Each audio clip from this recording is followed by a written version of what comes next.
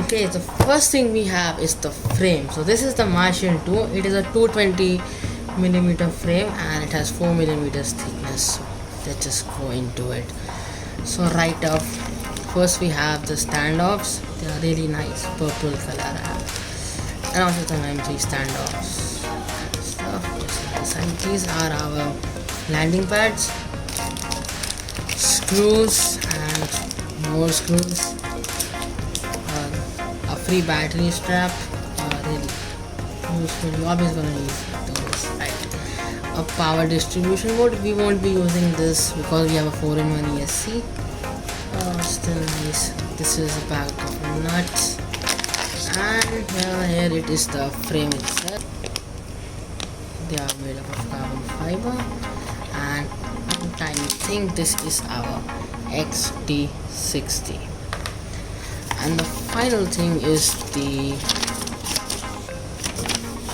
assembly schematic. Okay, so next thing we have is the motors. These are the Xing E or Xing E, whatever you call these. These are 2306 motors, 2450 kV, and yeah, let's just open them up. Okay, quick. Itself. Yeah, this one looks a bit better. These are the motors, so we can just take this out real quick.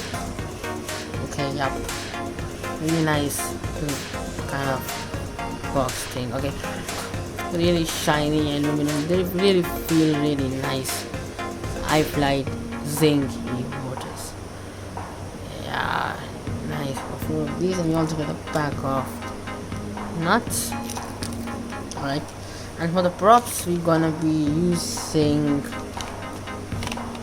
dal props, but yeah, that's how they look. They're pretty hard and pretty durable, so can't trust them. So the transmit I'll be using is this, the Flysky SucceX. The box of this was devastated in shipping, so yeah, whatever. Okay, these two things, this is the PS2 cable for firmware updating and a kickstart guide. And off to the real thing. Exactly, this is the Flysky SucceX. It goes up to 10 channels, so that's nice. And a lot of hear that. Also the gimbals feel really comfortable to hold. And yeah, PS2 port on the back. Also what we get is a bit of stickers for some reason. Maybe if these ones worn out. Then the last thing we get in the box is this. This is the X6B. This is our receiver. It's kind of big as far as receivers are concerned, but it's pretty good and it will do the job. For the flight controller, we are going to be using the iFlight SucceX E F405 stack. It's a F4 flight controller. One cool thing about this is that it has some ports on the back, so if you want to plug things directly in, for example your VTX and LEDs, it has dedicated ports for that. These are for the LEDs, this one for the VTX, and this one so that it can be connected to the ESC. Now these are pads to connect. You will still have to solder the receiver though.